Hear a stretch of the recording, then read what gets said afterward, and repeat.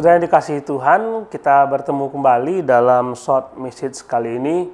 Saya ingin mengajak saudara melihat dalam 1 Raja-Raja pasal 17 ayat 1 sampai 6. Cuma 6 ayat, kita akan melihat Elia sebelum dia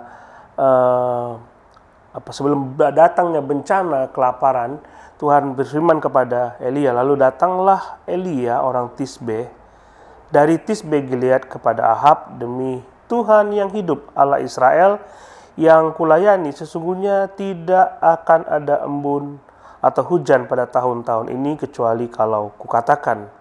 Kemudian datanglah firman Tuhan kepada Elia dan berkata demikian, pergilah dari sini, berjalanlah ke timur dan bersembunyilah di tepi sungai Kerit di sebelah timur sungai Yordan.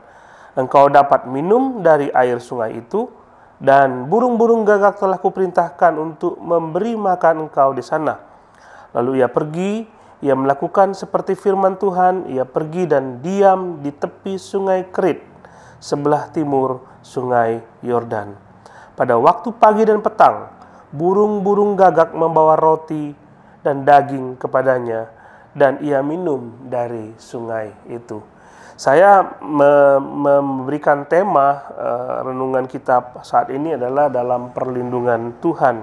Dan saudara tahu, Elia adalah seorang nabi besar yang ditugaskan Tuhan untuk dapat menyampaikan pesan Tuhan kepada bangsa Israel. Dan setiap kali dia datang kepada bangsa Israel, khususnya kita melihat dia datang kepada Raja Ahab untuk bertobat dan menyatakan bahwa Tuhan sungguhnya meminta mereka untuk kembali kepada Tuhan, tapi selalu mereka tidak mau datang kepada Tuhan.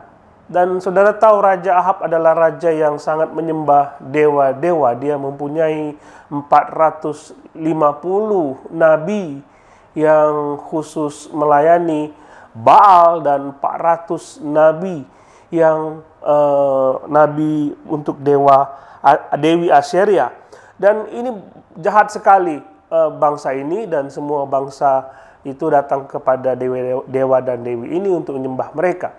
Allah berkali-kali datang dan mereka tidak mau bertobat kepada Tuhan, hingga saatnya Allah memberikan hukuman kepada bangsa Israel. Dia berkata dalam ayat yang pertama, kisah 1 Raja-Raja pasal 17 ayat 1, disebutkan bahwa demi Tuhan yang hidup, Allah Israel yang kulayani, sesungguhnya tidak akan ada embun dan hujan pada tahun-tahun ini. Jadi tidak akan ada embun, tidak akan ada hujan, berarti ada bencana kekeringan. Allah berkenan menyatakan hukuman kepada bangsa Israel. Namun kita melihat hukuman yang diberikan Tuhan kepada bangsa Israel juga akan berdampak kepada Nabi. Kalau di negeri Israel tidak ada makanan, bagaimana Nabi bisa makan? Bagaimana orang pilihan Tuhan ini bisa makan? Bagaimana orang yang percaya kepada Tuhan bisa makan? Dan Tuhan berkata kepada Elia, pergilah ke sungai Kerit, pergilah dari sini, berjalanlah ke timur dan bersembunyilah di tepi sungai Kerit di sebelah timur sungai Yordan. Jadi Elia diperintahkan untuk pergi dan bersembunyi di sungai Kerit. Nah, saya mengajak saudara untuk melihat arti kata sembunyi ini.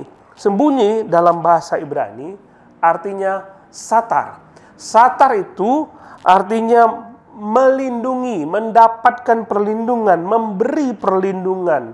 Jadi Elia diperintahkan untuk pergi supaya dia dilindungi di situ. Dan kata ini dipakai dalam Mazmur 27 ayat 5, disebutkan, sebab ia melindungi aku dalam pondoknya pada waktu bahaya. Ia menyembunyikan aku dalam persembunyian. Ia menyembunyikan aku dalam persembunyian di kemahnya. Dia mengangkat aku ke atas gunung batu. Jadi ada kata ini dipakai untuk menyatakan orang-orang yang bersembunyi di dalam Tuhan dan dilindungi oleh Tuhan. Jadi Allah memberikan perlindungan kepada Elia dari mara bahaya, bencana yang hendak dia sampaikan kepada bangsa Israel. Dan saya yakin ini juga perintahnya bagi kita. Di saat ada banyak bencana yang Tuhan berikan, hukuman yang Tuhan berikan, Allah melindungi kita. Hanya saja kita harus sembunyikan diri kita berada di dalam naungan Tuhan, supaya kita terlepas dari bencana. Bukan ke tempat lain, hanya bersembunyi dan berdiam di dalam Yesus. Bukan ke tempat lain, bukan kepada pribadi lain, tapi kepada Allah semata, tempat persembunyianmu. Kemudian kita lihat di situ dalam ayat selanjutnya, Tuhan berkata, engkau dapat minum dari sungai itu, burung-burung gagak telah kuperintahkan untuk memberi makan engkau di sana. Lihat di sini, bukan hanya perlindungan, tetapi Tuhan juga memberikan pemeliharaan. Tuhan memerintahkan Elia untuk pergi ke sungai Kerit, sungai yang kecil itu. Walaupun itu mata air, tetapi sungai itu kecil dan tidak ada jaminan bahwa sungai itu akan terus mengalir. Karena Allah berkata dalam ayat 1, akan ada kekeringan, berarti tidak akan ada air. Dalam kacamata kita seringkali melihat bahwa kenapa Elia tidak minta ke tempat lain di mana bencana itu tidak terjadi. Dan inilah yang dilakukan oleh Elia. Dia taat kepada Tuhan dan dia pergi ke sungai itu. Dia mendapatkan makanan, dia mendapatkan minuman, burung gagak diberikan, diperintahkan Tuhan untuk menyatakan pemeliharaannya kepada Elia. Ajaib, itu mujizat yang diberikan Tuhan kepada orang-orang yang percaya kepadanya.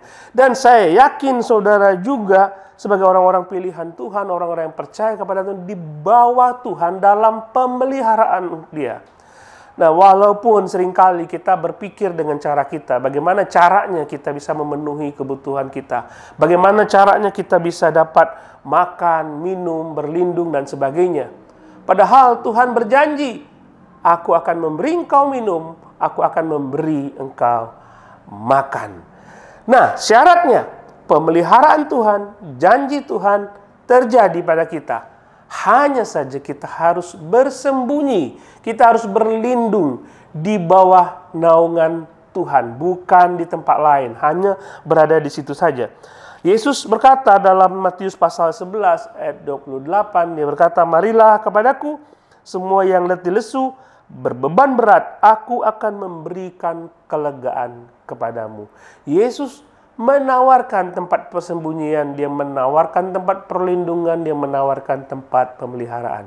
Yang saudara perlukan adalah saudara datang kepada dia, percaya kepada dia, berlindung kepada dia. Tuhan berkati kita semua.